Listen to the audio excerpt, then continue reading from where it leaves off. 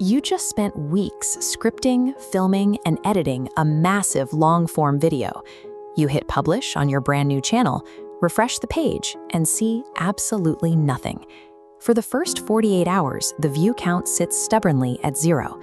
YouTube intentionally enforces this silence to verify that a new account belongs to a real person rather than a spam bot. The system waits for proof of legitimacy before it risks pushing content to a wider audience. This caution stems from the underlying economy of the YouTube homepage. There is a strictly limited number of slots in a feed at any given moment. Because inventory is so tight, the algorithm is ruthlessly risk-averse. It refuses to waste an impression on an unknown variable that might cause a user to log off. This creates a massive technical hurdle. How exactly does a purely automated machine look at a fresh, contextless video file and instantly figure out the correct human target demographic? This 48-hour delay functions as an automated risk assessment protocol. Every video must pass this verification process before it can earn its first organic impression. During that silent 2-day window, YouTube is intensely and methodically studying your upload.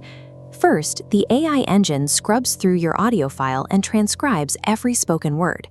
It extracts this vocabulary to map out the core subject matter of the video. Next, AI visual scanners comb directly through your thumbnail image. They hunt for recognizable faces, objects, and text to extract every shred of visual context. The system combines these scans with your metadata, reading the title, scanning the tags, and parsing the chapters to finalize its understanding. If a creator leaves this metadata vague or empty, the algorithm lacks the data it needs to proceed. Because the system avoids taking uneducated risks, it will permanently halt the video's distribution. However, when metadata is specific, the AI successfully synthesizes the audio, imagery, and text into a localized demographic hypothesis. It forms an educated guess about exactly who the video is for. Metadata functions as a technical translation layer, providing the specific vocabulary a machine needs to categorize your audience. Once that hypothesis is formed, the algorithm initiates a live experiment by pushing your video out into the browse feed. The methodology is strict. Your video is sent out in highly controlled, small waves to a sample group. If this initial group responds well, the algorithm slowly ramps up impressions, pushing to a slightly larger test group. To grade this experiment, the system relies on 2 specific metrics. The first is click-through rate, which measures the percentage of people who saw your video and actually chose to watch it. The baseline data rule is simple. To survive that first wave, your thumbnail and title need to convince at least 3 to 5% of the test group to click. But getting the click is only half the battle. The second, heavier metric is the retention graph. This tracks if the video's storytelling is truly engaging enough to keep people watching once they actually arrive. This is the exact shape of a winning retention curve. A tiny initial downward dip is expected as casual viewers leave, but the graph should immediately stabilize into a high, flat, horizontal line.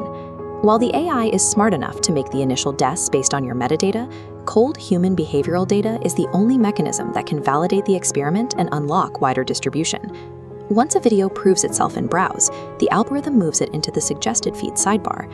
This transition happens because the system now has enough data to link your content to specific viewer profiles. Unlike the browse feed, which tests your video against a general group, the suggested feed is heavily dependent on a confirmed target audience. The algorithm is now confident enough in your content to place it directly alongside videos your target viewers are already watching. But there is one final concept that carries more weight than any other data point: session time. Session time measures the ultimate economic goal of the platform. Did your video cause the viewer to watch more videos, or did it make them close the app? Creators who strategically link to playlists at the end of their videos artificially boost this session time. Even if the video is short, keeping the viewer on the platform sends the strongest possible positive signal back to the algorithm. The algorithm functions as a meticulous matching engine. It rewards you for providing clear data up front to help it form a hypothesis, and high-retention storytelling on the back end to prove that hypothesis correct.